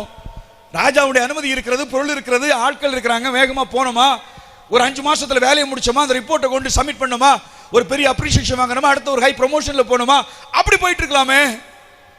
தன்னலமா யோசிக்காதபடி எஸ்ரா இன்னொன்று யோசித்தான். மக்களே, ஜனங்களே, நம்ம எல்லாம் இங்கே பாபிலோனை விட்டு எருசலேமுக்கு போக வேண்டும். நாம் மட்டும் போகவில்லை, நம்முடைய பிள்ளைகளும் கூட வருகிறார்கள். அடுத்த தலைமுறையை யோசிக்கிற தேவனுடைய பிள்ளைகளுக்காக தேவனை ஸ்தோத்திரிக்கிறேன். அல்லேலூயா. ஒவ்வொரு ஸ்டெப்புகளிலேயும் என் அடுத்த தலைமுறைகளை தேவனுக்குள் வளர்க்க வேண்டும், அந்த ஒரு பாரம் வேண்டுங்க. நம்ம படிக்கிறதுக்கு நல்லா எல்லாரையும் உற்சாகப்படுத்துறோம், படின்னு தேவைப்பட்டு அடிக்க கூட செய்கிறோம். ஆனால் எவ்வளவுக்கு அடுத்து எவ்வளவு தேவனுக்கு பிரியமுள்ளவர்களாக வாழ வேண்டும். ஒருவேளை வளர்ந்த பிள்ளைகள் ஆயிட்டாங்க, இனி நான் பேச முடியாது, அடிக்க முடியாதுன்னு சொல்றீங்களா, கவலைப்படாதுங்க. யார் கையில் கொடுத்துருங்க? ஆண்டவர் கையில் கொடுத்துருங்க. He will take care. ஆண்டவர் அதை கவனிப்பா. ஆனால் ஜெபிக்காமல் ஒரு நாளும் வீட்டுக்கு போகாதுங்க. இந்த ஜெபத்தை ஆண்டவருடைய சமூகத்தில் ஏறெடுக்காம நீங்க ஒரு நாளும் தூங்காதுங்க. தூங்கி விட்டால் நடுராத்திரி எழுப்பி ஜெபம் பண்ணுங்க. என் பிள்ளைகளுக்கு ஜெபிக்க இன்னைக்கு மறந்துட்டோம்ப்பா அப்படின்னு மறவாதவர் இந்த காரியத்தையும் மறந்து போக மாட்டார். அல்லேலூயா. எப்படி ஜெபம் பண்றார் தெரியுமா எஸ்ரா? ஏதோ ஒரு வழியை காட்டுங்கப்பா, எப்படியாக அவன் நல்லா இருந்துட்டா போதும். நல்லா இருந்தது இல்லை நமக்கு வேதத்துல என்னைக்குமே கவனிங்க, நீங்க நல்லவர்களாக இருக்க வேண்டும் என்று வேதம் அப்படி அதாவது பிளைண்டா பேசல, கவனிக்க வேண்டும். அப்படி ஒரு ரவுண்டா நீங்க நல்லவனா இருப்பா அப்படின்னு வேதம் பேசவே இல்லை. வேதத்தின் தேவை நீங்கள் தேவனுடைய பிள்ளைகளாக இருக்க வேண்டும் என்பதுதான் தேவை. நல்லவர்கள் என்று சமுதாயம் நிறைய பேர்களை பேசுகிறது. ஆனா வேதத்தில் நீங்க பார்க்கிற போது தேவன் விரும்பியவர்களாக, தேவன் எதிர்பார்த்தவர்களாக, அல்ல தேவனுடைய சித்தம் செய்கிறவர்களாக, அல்ல தெய்வீகமுடைய ஜனமாக பிள்ளைகள் வளர வேண்டும், குடும்பம் இருக்க வேண்டும் என்று தேவன் விரும்புகிறார். அதை அறிந்தான் எஸ்ரா இப்ப ஜெபம் பண்றார். எப்படி ஜெபம் பண்றார் பாருங்க. அந்த வரியை மீண்டும் வாசிக்கலாம். எங்களுக்காகவும் எங்கள் பிள்ளைகளுக்காகவும் எங்கள் சகல, கவனிங்க, அதை கூட விட்டு வைக்கல. நான் சம்பாதிக்கிறது நேத்துக்கே உங்கள்கிட்ட சொல்லிட்டு இருக்கிறேன். We should not have anything, we should not possess anything that belongs to our enemy. நம்முடைய சத்துருவாய் இருக்கிற இந்த உலகத்தின் அதிபதியாகிய இந்த பிசாசானவனுக்கு சொந்தமான எதையும் நம்ம உள்ளத்திலையும் உடம்புலையோ உணர்வுலையோ குடும்பத்திலையோ ஒண்ணு வேண்டாம், தூக்கிட்டு மாத்துங்க ஆண்டவரே. இயேசுவின் நாமத்தில் வெளியே விட்டு மாறுவதாக. தேவ சமாதானம் நிரப்புங்க. இந்த இடத்துல கவனிங்க, இந்த புத்தகத்தை வச்சிருக்கிறேன். சயின்ஸ்ல எல்லாருக்குமே தெரியும், இந்த இடம் இருந்துச்சுன்னா இந்த இடத்துல காற்று நிரப்பாது. எப்ப இந்த பொருளை எடுத்து மாத்திரனோ அந்த இடத்தை என்ன நிரப்புகிறது? அதே போல தேவ சமாதானம் உங்களை சூழ்ந்துதான் இருக்குங்க. கர்த்தர் இதோ நான் உங்களுக்கு வைப்பேன் கொடுப்பேன் இல்ல, வெட்டு போகிறேன்னு தான் சொன்னார். சமாதானத்தை நான் உங்களோட கூட இருப்பேன்னு தான் சொன்னார். அவருக்கு இன்னொரு பேர் என்ன தெரியுமா? சமாதானத்தின் தேவன், சமாதானத்தின் பிரபு. அப்ப ஆண்டவர் நம்மளே கிரியை செய்ய வேண்டுமேனால் we have owned something that does not belong to God. தேவனுக்கு பிரியமற்ற சொந்தமற்ற ஒன்றை நாம் சொந்தம் கொண்டாடி கொண்டிருக்கிறோம். அதற்கு சொந்தமானவன் வந்து நிற்கிறான் பக்கத்துல. அதனால்தான் நேற்று உங்களுக்கு நான் ஒரு ஒரு கருத்தை சொன்னேன். பிசாசுக்கு சொந்தமானது எதுவும் நம்ம வாழ்க்கையில் இல்லாம பார்க்கறது தான் தேவ சமாதானத்தால் நிரம்புகிற வாழ்வு. இப்போ அந்த ஜெபத்தை எஸ்ரா எப்படி கட்டமைக்கிறார் பாருங்க. எங்களுக்காக ஜெபம் பண்றோம், எங்க பிள்ளைகளுக்காக ஜெபம் பண்றோம், இன்னொன்றுக்காக ஜெபிக்கிறோம். பொருள்கள் எப்படி தெரியுமா? நாம் செய்கிற வேலை அதெல்லாம் அதில் அடக்கம். என் சொத்து, என் வேலை, என் கையின் பிரயாசம், என் ஆசீர்வாதம் என்று நான் கருதுகிற, நான் சாப்பிடுற உணவு, நான் வச்சிருக்கிற அத்தனை என் வீடு பொருள் எல்லாமே எப்படி இருக்கணும்? செவ்வையான வழியில் காணப்பட வேண்டும் ஆண்டவரே. அல்லேலூயா. சத்தமாய் ஆண்டவருடைய சமூகத்தில் கேட்க வேண்டிய யானும் என் குடும்பமும் செவ்வையான வழியில் வாழ வேண்டும் தகப்பனே. எல்லாரும் ஆண்டவருடைய சமூகத்தில் கேட்க வேண்டிய செவ்வையான வழியில் நான் வாழ வேண்டும் ஆண்டவரே. ஏதோ ஒரு வழியில் வாழ்ந்தால் எங்கோ போய் நிற்போம். இப்போ நீங்கள் கூட்டம் முடிஞ்ச ஒரு பஸ்ஸில் போடுறவங்க எல்லாம் அப்படியே அப்படியே பஸ் ஸ்டாண்ட் போனோடனே அப்படியே கையை நிறுத்திட்டு அப்படி பஸ் ஏறி போயிருவீங்களா? நீங்கள் ஒரு முறைக்கு அந்த லெட்டர் வாசிக்க தெரியலன்னா பக்கத்தில் 4 பேர்ட்ட விசாரிப்போம். அவன் திட்டி ஏற்றுவான், ஏமா அதுக்கு தான் போமா யாருமா ஆடணும். அப்புறம் தான் அதை உறுதிப்படுத்தின பிறகு தான் பஸ்ஸுக்குள்ளே ஏறுறோம். எங்கே போகிறோம் என்ற நோக்கம் இல்லாமல் நம்முடைய ஒரு சில மணி நேர பிரயாணங்கள் கூட அமையாது. வாழ்க்கையின் பிரயாணத்திலே நீங்கள் பிரயாணம் பண்ண வேண்டிய ஒரு வழி உண்டு. அது செவ்வையான வழி மாத்திரமே, கர்த்தருடைய வழியில் மாத்திரமே நடக்க வேண்டும். என்னுடைய பிள்ளைகளே, ஒரு வருஷத்தை உங்களுக்கு ஞாபகத்தை முட்டுக்கிறேன். வாங்க நீங்க யோவானின் புஸ்தகத்தில் மத்தேயு 7ஆம் அதிகாரத்துக்கு நீங்க வாங்க. மத்தேயு 7ஆம் அதிகாரத்தில் இதை நீங்க ஞாபகத்தில் வைத்திருங்க. மத்தேயு 7ஆம் அதிகாரத்தில் வாசிக்கும் போது 13ஆம் வசனத்தை 14ஆம் வசனத்தை வாசிக்கும். 13-14 இடுக்கமான வாசல் வழியே உட்பிரவேசியுங்கள். கவனிங்க, ஆண்டவர் சொன்னார் இடுக்கமான வாசல் வழியாய் உட்பிரவேசியுங்கள். கேட்டுக்கு போகிற வாசல் எப்படி இருக்கான்? அப்படி ஜாலியா போகலாம், ஆஹான்னு பாடிட்டே போகலாம் பாருங்க. விரிசலா இருக்கும், பயங்கரமான வைட் பிராடர் கேட்ஸ், உங்களுக்கு பெரிய கேட்ஸா போட்டிருக்கு. கும்பலா ஓடி சேரலாமா பாருங்க. கேட்டுக்கு போகிற வழி வாசல் விரிவும் வழி விசாலமா இருக்கிறது, அதன் வழியாய் பிரவேசிக்கிறார்கள். 1-2 இல்ல, அநேகர் போறாங்களாம். பா, கூட்டத்தோட ஜாயின் பண்ணிடாதுங்க, போய் பேசுற இடம் தப்பான இடமாமே இருப்போம். அடுத்த வசனத்தை வாசித்து பாருங்க. ஜீவனுக்கு போகிற வாசல் இடுக்கமும் வழி நெருக்கமாய் இருக்கிறது, அதுல போகிறவர்கள் என்றால் வேதம் பேசவில்லை. எப்படி பேசுகிறது? அதை you should take effort to find out. நீங்க அதை முயற்சித்து, ஆண்டவரே இந்த வழி எங்க இருக்கு அதை கண்டுபிடிக்கிறவர்கள் சிலர் தான் பாக்கியவான்கள். அன்பின் தேவஜனமே, திறந்து கிடக்குதுன்னு விசாலமான வழியில போவதற்கு நீங்க சுத்த வேண்டாம். நீ கேட்க வேண்டியது, ஆண்டவரே உம்முடைய வழி செவ்வையான வழியை கண்டுபிடித்து வாழும் கிருபைகளை எனக்கு தருவீராக ஆண்டவரே. அததான் எஸ்ரா கேட்கிறார். எங்களுக்காகவும் எங்கள் பிள்ளைகளுக்காகவும் எங்கள் சம்பாதிக்கிற பொருள்கள், சம்பாத்தியம், வேலை, வசதிகள், வாய்ப்புகள் அத்தனைக்காகவும் ஜெபிக்கிறேன். இவை அத்தனையும் மொத்தமாக தேவனே நீர் விரும்புகிற செவ்வையான வழியிலே நடக்க வேண்டும், இருக்க வேண்டும். அதற்காக உம்மை தேடுகிறேன், நான் கண்டுபிடிக்க முடியாக. அதை கண்டுபிடிக்கணும்ப்பா. அது ஈஸியா கண்டுபிடிக்க முடியாது, கண்ணில் படாதுங்க. இது ஈஸியா இருக்கும் பாருங்க. அப்பா கும்பலா போயிட்டு இருக்காங்க, ஜாயின் பண்ணிக்கலாம், நம்ம போறது கூட தெரியாது, ஜாலியா போய்க்கலாம். நீ என்ன பண்றது கூட என்னது கூட உங்களுக்கு குடும்ப அந்த கூட்டத்தோட தெரியவே தெரியாது. ஆனா சிலராய் பயணிக்கிற இந்த இடுக்கமான வாசலுக்கு நேராய் நீ பிரவேசிப்பதற்கு உன்னை நீ ஒடுக்க வேண்டும். இது இடுக்கமான வாசலுங்க. ஒருவேளை உங்களுடைய பல குணாதிசயங்கள் பெருசாக இருக்குமே, ஆனால் இந்த இடுக்கமான வாசலுக்கு போவதற்கு உங்களை நாங்களே சுருக்கிக் கொள்ள வேண்டும். அதனால யோவான் ஸ்நாபகன் சொன்னார், எப்படி சொன்னான்? ஆண்டவரே நீர் பெருக வேண்டும், நான் சிறுக வேண்டும். இயேசுவன் சொன்னார், அந்த ஐஸ்வர்யவான் தன்னிடத்தில் வருவதை கண்டு அவன் மனமடி உள்ளவனாய் திரும்பி போவதை கண்டு ஒரு லைன் ஆண்டவர் சொன்னார் சீசர்களை பார்த்து. எப்படி தெரியுமா? எப்படி இவர் ஐஸ்வர்யவான்கள் பரலோக ராஜ்யத்துக்கு போறது எப்படி இருக்குமா? ஒட்டகம் ஊசியின் காதிலே அப்படின்னு நுழையும் என்றால், இப்ப நம்ம என்ன பண்ணிடுறோம் தெரியுமா? ஒட்டகம் ஊசியின் காதல போகாதுன்னு எல்லாருக்கும் தெரியும், அப்படிதானே? இப்ப ஒரே ஒரு சிம்பிள் வழி, ஊசியின் காதை பெருசா மாத்திட்டா போதும். ஆண்டவர் சொன்னது காதை மாத்துன்னு சொல்ல, ஒட்டகத்தை சிறுமையாக்கு. உன்னை நீ இடுக்கமான வாசல் வழியே பிரவேசிப்பதற்கு நீ சிறுக வேண்டும். கிறிஸ்துவை போல நீ நாளோடு சிறுக வேண்டும், அவர் பெருக வேண்டும். ரெண்டையும் சேர்ந்து பெருக முடியாது. இதயத்துக்குள்ள என்னுடைய பெருக்கம் என்பது என்னுடைய எல்லா காரியங்களும் பெருகிட்டே இருக்காண்டவரே. பக்கத்தில் நீங்களும் உட்கார மாட்டாரு. நானே வழி என்று சொன்னவர் நானும் வழி என்றால் கூட இருந்திருப்பார். இந்த வார்த்தைக்கு அர்த்தம் உங்களுக்கு புரியும் நினைக்கிறேன். நானும் வழி என்றால் அவரும் கூட இருந்திருப்பார். ஆனால் ஆண்டவர் எப்படி சொன்னாரு? ஐ ஆம் த வே, ஐ ஆம் ஏ வே, ஐ ஆம் த வே. நானே வழி, என்னை எண்ணி ஒருவன் பிதாவினிடத்தில் வர முடியாது. அப்ப அந்த ஒரே வழிக்கு ஆண்டவர் உங்கள் இருதயத்திலே செயல்பட வேண்டுமே. ஆனால் ஒவ்வொரு நாளும் யோவான் ஸ்நாபகனை போல கேட்க வேண்டும், நீர் பெருக வேண்டும், நான் சிறுக வேண்டும். சுவாபத்தில் எங்கே சிறுக வேண்டும்? எந்த சுவாபங்கள் விட்டுவிடப்பட வேண்டும்? எந்த சுவாபங்கள் செதுக்கப்பட வேண்டும்? நான் செதுக்கி உன்னை இடுக்கமான வாசல் வழியாய் பிரவேசிப்பதற்கு ஏற்ற விதத்திலே என் வாழ்க்கையை நான் ஒவ்வொரு நாளும் செதுக்கி அதற்கு ஏற்றபடி வாழ்வேனானால் செவையான வழியிலே கர்த்தர் என்னை நடத்துவார். அது ஆசீர்வாதமும் சந்தோஷமும் நிறைந்த வாழ்வு என்பதை மறந்துவிட வேண்டாம். அது சென்று சேருகிற இடம் கர்த்தரோடு நித்திய காலம் பரமனோடு நாம் சந்தோஷமாய் வாழ்கிற ஒரு ஸ்தலம். எஸ்ரா இதற்காக கேட்கிறார், எங்களுக்காகவும் எங்கள் பிள்ளைகளுக்காகவும் எங்கள் பொருள்களுக்காகவும் செவ்வையான வழி ஆண்டவரே. அவர் எதுக்கு இஸ் ஓப்பன் ரைட் நவ். கவனிங்க, இவர் ஓப்பனா இருக்கிறார். எப்படி எதுக்கு ஓப்பனா இருக்கிறார் தெரியுமா? ஆண்டவரே, you tell us, you let us know Lord. நீங்க சொல்லும் ஆண்டவரே, எதனை மாத்தணும்? நாங்க இந்த எருசலேமுக்கு போறதுக்கு முன்னால பாபிலோன்ல கிடைத்தவைகள் எல்லாம் வைத்திருக்கிறோம், கொடுத்தவைகளை வைத்திருக்கிறோம். ஆனால் நீர் சொல்லுவீராக எதை விட வேண்டும், எதை நிறுத்த வேண்டும் என்பதை சொல்லும் அகாவா நதி எண்டையிலோ அகாவா நதியிலையோ நான் போட்டுட்டு போறாண்டவரே. எனக்கு தேவை என்னோடு வருகிற சமூகம் மாத்திரமே. எனக்கு காஸ்ட்லியான ஒரு கிஃப்ட் என்பது ராஜா கொடுத்தவைகள் அல்ல. என்னை நான் தாழ்த்துகிறேன் தெரியுமா உங்களுக்கு? அவர் எனக்கு வேண்டும். யார் சபையான வழியை தேடுகிறேன் தெரியுமா? அந்த வழியில் தான் அவரை நான் கண்டுபிடிக்க முடியும்.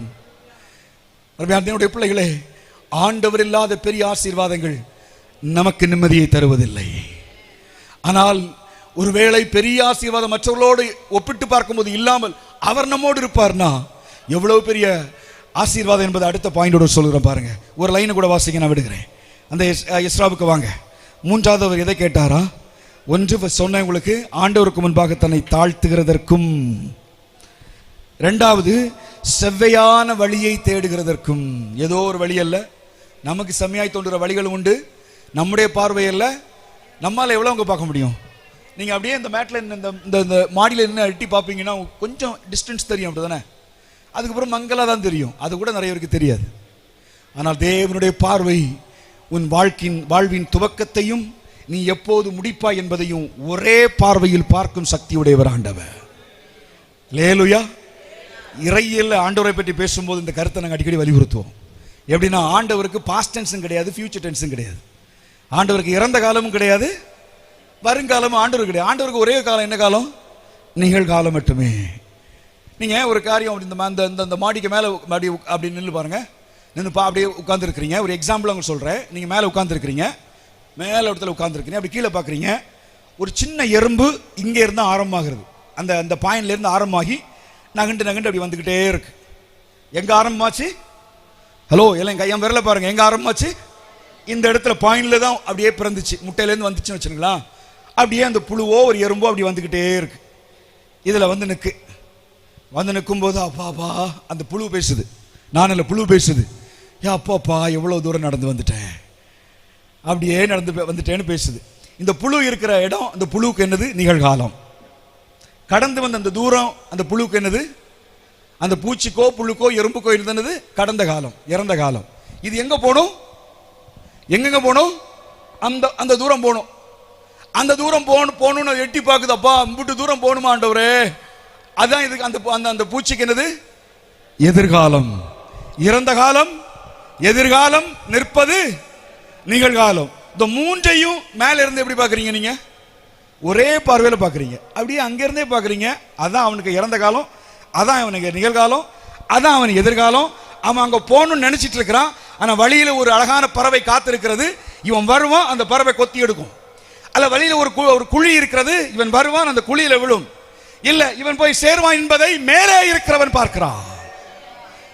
தேவன் மேலே இருக்கிற போது உங்கள் வாழ்வின் துவக்கத்தையும் நிகழ்வையும் எதிர்காலத்தையும் ஒரே பார்வையில் பார்க்கிறவரை தான் நீங்கள் ஆராதிக்கிறீர்கள். சர்வ வல்லமை உள்ள தேவனுக்கு முன்பாக நீங்கள் உங்கள் தாழ்த்து கற்றுக்கொள்ளுங்கள். இரண்டாவது செவியான வழியை தேடுங்க. மூன்றாவது ஒரே ஒரு வார்த்தை வாசிக்கிறேன், கவனிங்க. 23ஆம் வசனத்தை வாசித்தோம் அல்லவா? அந்த 23ஆம் வசனத்தை வாசிங்க. அப்படியே நாங்கள் உபவாசம் பண்ணி எங்கள் தேவனிடத்தில் எதை தேடினோம்? அதை என்ன எதை எதைன்னு புரியணும்னா முந்தின வசனத்தில் வரணும். அந்த முந்தின 22ஆம் வசனத்தில் வாங்க, குயிக்கா வாசித்துருங்க. வழியிலே சத்துருவை விலக்கி, எல்லாரும் சேர்ந்து வாசிக்காம இருந்தால் 2 மணி வரை மெசேஜ் தொடரும். 2 மணி வரை செய்தி தொடர வேண்டுமென்றால் நீங்கள் அமைதியா இருங்க. சீக்கிரம் முடிக்கணும்னா இந்த 22ஆம் வசனத்தை சத்தம் போட்டு வாசிப்போம். யாப்பா அப்பா காத்துட்டே இருக்கிறீங்க, பிண்டா முடியணும் அப்படி தானே? சரி வாசிங்க. 22ஆம் வசனம். வழியிலே சத்ருவை விலக்கி எங்களுக்கு துணை செய்யும்படிக்கு நான் ராஜாவிடத்தில் சேவகரையும் குதிரை வீரரையும் கேட்க வெட்கப்பட்டிருந்தேன். கவனமாக வாசிங்க. எங்கள் தேவனுடைய கரம் தம்மை தேடுகிறவர்கள் எல்லார் மேலும் அவர்களுக்கு நன்மையாக இருக்கிறது என்றும், அவருடைய வல்லமையும் அவருடைய கோபமும் அவரை விட்டு விலகுறவர்கள் எல்லார் மேலும் இருக்கிறது என்றும் நாங்கள் ராஜாவுக்கு சொல்லி இருந்தோம். அதை தேடினோம். இப்ப இந்த வசனத்திலிருந்து கண்டுபிடிங்க எதை தேடினார்கள். பசிக்கிற நேரத்தில் இப்படி ஒரு எக்ஸசைஸை கொடுத்தா எப்படி ஆகும்? வீட்டில் போய் நேரம் எடுத்து வாசிங்க, நானே ஆன்சரை சொல்லிடுறேன். கொஞ்சம் நீண்ட வாக்கியம், அதனால தான் உங்களுக்கு குழப்பம் இருக்கும். எங்கள் தேவனுடைய கரம் தம்மை தேடுகிறவர்கள் எல்லார் மேலும் உங்களுக்கு நன்மையாக இருக்கிறது என்று. அதுதான் இந்த வசனத்தில் மைய கருத்து. அடுத்த வசனம் அதை தான் பேசுது. தம்மை தேடுகிற அனைவருக்கும் ஆண்டோடைய கரம் நன்மையா இருக்கிறதை அறிந்து நாங்கள் அதை தேடினோம் உபவாசத்தின் மூலம். எதை தேடுகிறீங்களோ உபவாசத்தில்? 10,000 ரூபாய் கடன், 1 லட்சம் ரூபா, 5 லட்சம் ரூபா, 10 லட்சம் ரூபா மட்டுமா? விலையேற பெற்ற கரம், சிலுவையிலே தொங்கின அந்த கரத்திலே ரத்தம் அடைந்து கொண்டிருக்கிறதுனால் இந்த கரம் எத்தனை வாழ்வை மீட்டு கொடுத்தது. ஒதுக்கப்பட்ட வாழ்வை தூக்கி எடுத்த கரம் அல்லவோ? ஓ, உதாசப்படுத்தப்பட்ட வாழ்வை நீ அர்த்தம் உண்டு என்று அடையாளம் கொடுத்த கரம் அல்லவோ? எத்தனையோ இடத்தில் படுத்து கிடந்த உயிரட்டு கிடந்தவனை இந்த கரம் அல்லவோ தூக்கி எடுத்தது. இந்த கரத்தை நீ மறப்பாயானால் உன் வாழ்க்கையிலே சிறந்ததை மறந்து விட்டாய் என்பதை மறந்து விடாதே தேவஜனமே. நீ வாழ்க்கையில யார் கூட வருகிறாளோ வரமாட்டார்களோ, நீ கேட்க வேண்டியது, ஆண்டவரே உம்முடைய கரம் என்னோடு இருப்பதாக. எல்லாரும் அன்று சமூகத்தில் கேட்கிற, ஆண்டவரே உடைய கரம் என்னோடு இருப்பதாக. ஆண்டவரே உடைய கரம் என்னை தாங்குவதாகப்பா. என் குடும்பத்தை, உடைந்த குடும்பத்தை, ஆண்டவரே நம்பிக்கை இழந்த என் பிள்ளைகளுடைய வாழ்க்கையை, என்னுடைய வாழ்க்கையை தாங்குவதற்கு உம்முடைய கரம் எங்களோடு இருப்பதாக கேட்க வேண்டும். இந்த கரம் மட்டும் நமக்கு ஆண்டவர் கொடுப்பாரானால், தேவனுடைய கரம் உன்னை தாங்குமையானால், எந்த இடத்துல உங்க கரங்கள் தோத்து போனதோ, தளர்ந்து போனதோ, கர்த்தர் உன்னை தாங்குவார். அல்லேலூயா. தாங்கினாரா? அதே 8ஆம் அதிகாரத்தில் வாங்க, நீங்க அதை ப்ரூஃப் பண்ணி மட்டும் கொடுத்துறேன். நீங்க 31ஆம் வசனத்தை எல்லாரும் சேர்ந்து வாசிப்போம். 31 எல்லாரும் வாசிங்க. இவர் கேட்டாங்க, அதை தேடினோம், கரத்தை தேடினாங்க. 31ஆம் வசனம். நாங்கள் எருசலேமுக்கு போக 1ஆம் மாதம் 12ஆம் தேதியிலே அகாபா நதியை விட்டு, அதாவது ஜெபம் பண்ணி விட்டு உபவாசம் பண்ணி விட்டு பயணம் புறப்பட்டோம். அடுத்த லைன், எங்கள் தேவனுடைய கரம் எங்கள் மேல் இருந்து வழியிலே சத்ருவின் கைக்கும் பதிவிருக்கிறவர்களின் கைக்கும் எங்களை தப்புவித்தது. கேட்டோம், செய்தார். அல்லேலூயா. இன்னைக்கு கேளுங்க, கர்த்தருடைய கரம் உங்களோடு இருக்கும். எந்த கரம் உங்களை நீங்க நம்பி இருந்த கரம் தளர்ந்து போனதோ, நான் தாங்குவார், ஒருவேளை இவங்க எனக்கு சப்போர்ட் பண்ணுவாங்க நம்பி இருந்த கரம் விழுந்து போனதோ, தாங்க கவனிக்க வேண்டும். விழாத ஒரு கரம், விடாத ஒரு கரம், தேவனுடைய கரம் உங்களை பற்றிக் கொள்ளும். அல்லேலூயா. உபவாசத்தை அர்த்தம் உள்ளதாய் மாற்றுவதற்கு 3 காரியங்களை தான் சொல்லியிருக்கிறேன். எங்களை தேவனுக்கு முன்பாய் தாழ்த்தும்படி கீழ்ப்படிதலையும், தேவ சமூகத்தில் கேட்க வேண்டும், ஆண்டவரே கீழ்ப்படியும்படியான கிருபைகளை எனக்கு தருவீராக, கற்றுக்கொள்ளுகிற ஸ்பிரிட்டை எனக்கு தருவீராக. ஆண்டவரே செவியான வழியை தேடுவதற்கு கேளுங்க, ஆண்டவர் என்னை நான் ஒடுக்கி சுருக்கி இடுக்கமான வழியை கண்டுபிடித்து போகும் செவியான வாழ்வை எனக்கு தருவீராக. அதற்கு அடுத்தபடியாக என் வாழ்க்கை முழுவதும், என் மூச்சின் கடைசி நிமிஷம் வரையிலும் என்னை கைவிடாத உம்முடைய கரத்தை எனக்கு உறுதிப்படுத்துவீராக. ஆண்டவரே கரம் பிடித்து, எல்லார் கண்களை மூடுவோம். நடத்துவார் கண்மலை மே நிறுத்துவார், கரம் பிடித்து நடத்துவார் கண்மலை மே நிறுத்துவார். ஒரு தைல எழுப்போம். தேற்றுவது போ என் நேசர் தேற்றுவா. ஓ ஒரு எல்லாம் அது போ என் நேசர் தேற்றுவா. மார்போடு அணைப்பாரு. சொல்லுங்க. மனக்கவலை தீர்ப்பாரு. மார்போடு அணைப்பாரு. ஓ மனக்கவலை தீர்ப்பாரு. ஒரு தேற்றுவது போ என் நேசர் தேற்றுவா. ஒரு போதும் கைவிடா. ஒரு நாளோ விலகிடா. ஒரு போதும் கைவிடா. ஒரு நாளோ விலகிடா. ஒரு தேற்றுவது போ அபிஷேக கிணி தேற்றுவா. சொல்லுங்க. ஒரு தேற்றுவது போ என் நேசர் தேற்றுவா. கரம் பிடித்து நடத்துவா. கண்மலை மேல் நிறுத்து. சொல்லிப்பாரு. கரம் பிடித்து மகிமையான வல்லமை உனையாளுகை செய்து கொண்டிருக்கிற மலை மேல் நிறுத்துவா. கரம் பிடித்து நடத்துவா.